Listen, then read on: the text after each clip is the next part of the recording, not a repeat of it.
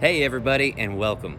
Today I am here in Sevierville, Tennessee, and as you'll see behind me, here's a Dolly Parton statue right here at the county courthouse. So I'm going to talk a little bit about this statue, a little bit about why this statue came to be. I'm going to show you some of the locations where Dolly kind of paid her dues getting her music career started, and I'm even going to take you to the original Tennessee mountain home. So I hope that you'll come along with me today.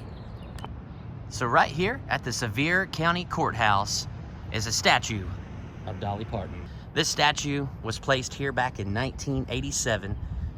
And back in 2011, Dolly Parton in an interview said that one of her most defining points of her career was this statue being placed right here at her hometown county's courthouse. Dolly's father had mentioned to Dolly that while your fans and friends may look up to you, the pigeons down here by the courthouse are actually looking down on you. And it was due to those pigeons that Dolly's father, late at night, after everyone in the town had gone home for the day and retired, would come down here with a bucket of soap and water and would clean off Dolly's statue each evening. And taking a look here at the butterfly, most people know that Dolly has a theme park over in Pigeon Forge, Tennessee, not far from here.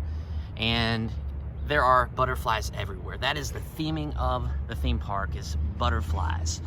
And not only are butterflies a theme at Dolly Parton's theme park, Dollywood, but also Dolly Parton has a song called Butterflies. Another interesting fact, and there is a rumor that was going around, or there was a rumor going around, that Dolly has tattooed sleeves. And as you can see, she always wears long sleeves. Here, her sleeves are rolled up. But in a December interview with Entertainment Tonight, Dolly actually stated that she does not have tattooed sleeves. While she does have a few tattoos to cover up some scars, such as some flowers and some butterflies to cover up the scars, she simply wears long sleeves because she's fair-skinned. So that rumor has been debunked by Dolly herself. She is an open book. She's very open about her life. She says that she owns 300 different wigs, and she's always ready for any type of hair day that may come to be. And she even wears her makeup to bed, she had mentioned in that interview. In case there's a fire, she wants to be prepared and ready.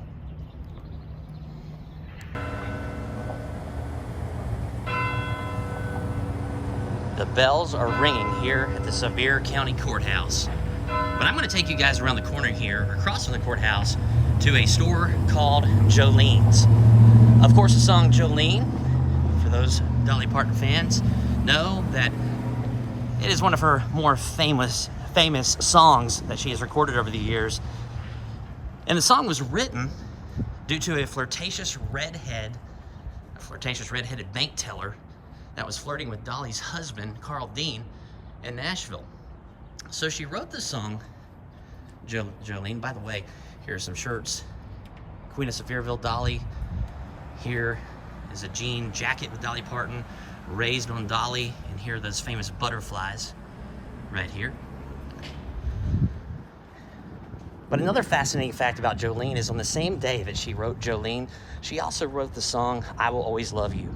She wrote that back in 1973, and it was released to the public in 1974.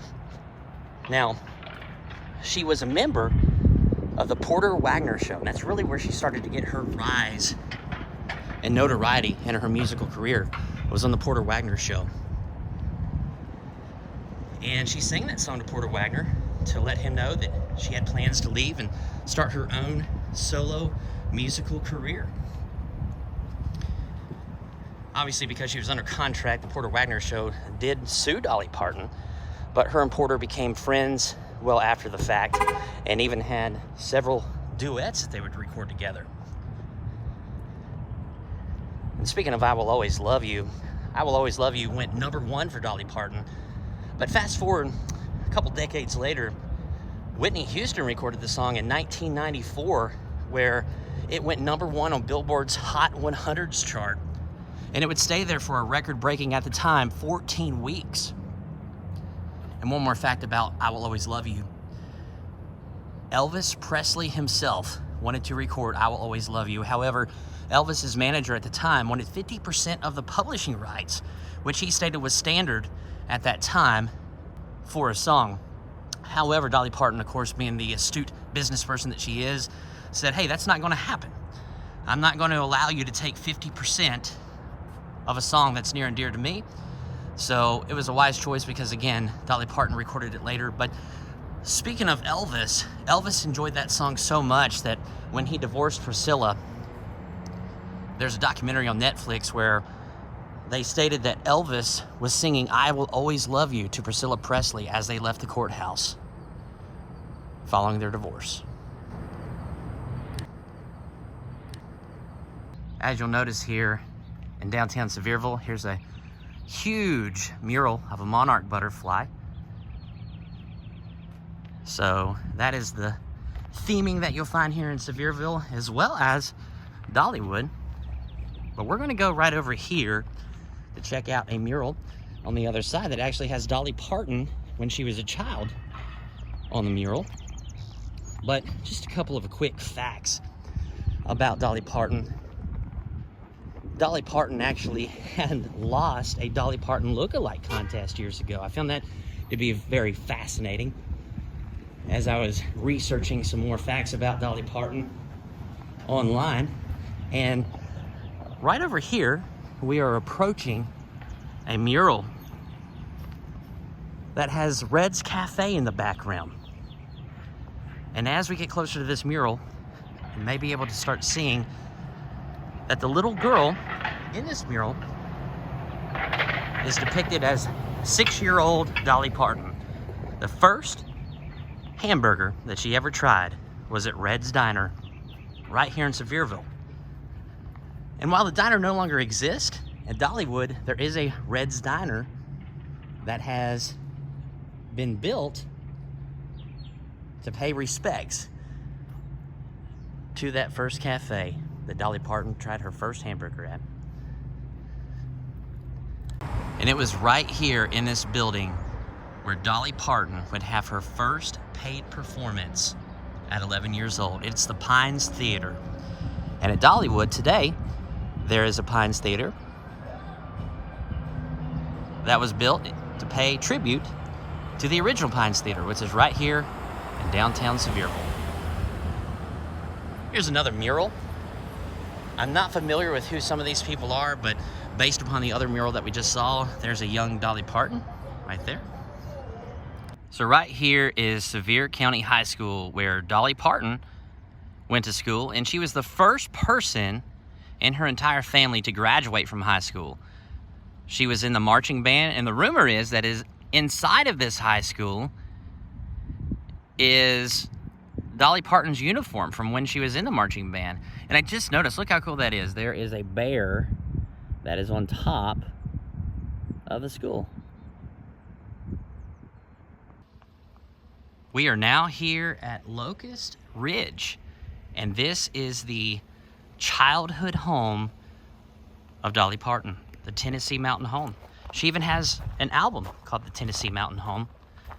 And although it is very heavily gated, you can kind of sneak in between the fence here to kind of see what it looks like in the back.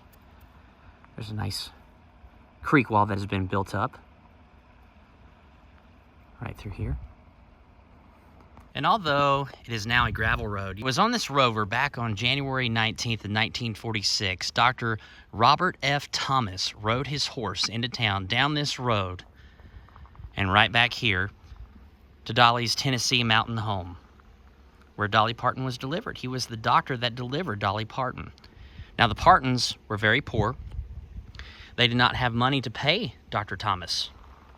However, they did have a sack of cornmeal. So the story goes, as Dolly Parton has told many times before, that they took a sack of cornmeal and paid for Dolly's delivery. Now, Dr. Robert F. Thomas was so loved and adored by the Partons that not only was he their family doctor, but Dolly Parton wrote a song actually titled Dr. Robert F. Thomas, which is one of the songs on her album, Tennessee Mountain Home. And the church and chapel that you see at Dollywood is the Dr. Robert F. Thomas Church. And inside of that church, you can see a painting of Dr. Thomas riding on his horse. Now, it was also on this property here that Dolly said that she would get in trouble for chasing butterflies, and they didn't have money for electricity back then, and so in order to light their 2-room house that they had on property, they would catch fireflies and put them in a jar. It's hard to believe that a 2-room house housed 14 people. Of course, Dolly is child 4 of 12 siblings, and then with her mom and dad, 14 people living in a 2-room cabin, the Tennessee Mountain Home. There's also a replica of that Tennessee Mountain Home at Dollywood.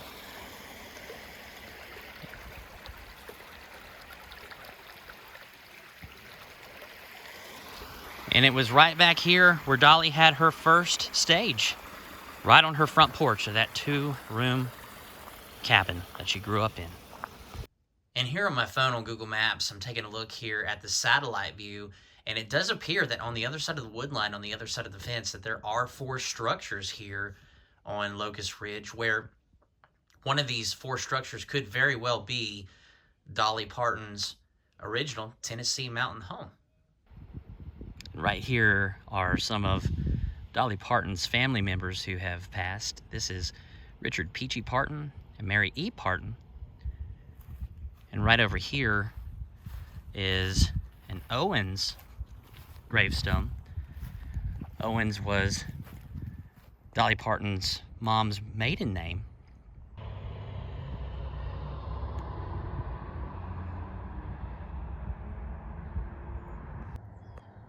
Right here is the grave marker of Dolly Parton's parents, A.V. Lee Owens and Robert Lee Parton.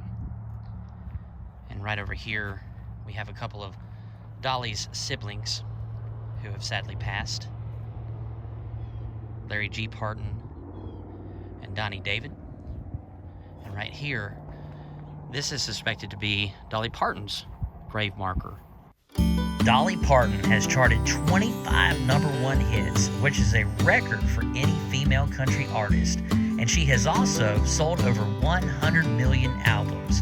In addition to her musical career, she has ventures in philanthropy as well as many business ventures, and it all started with a dream and a guitar right here in Sevierville, Tennessee.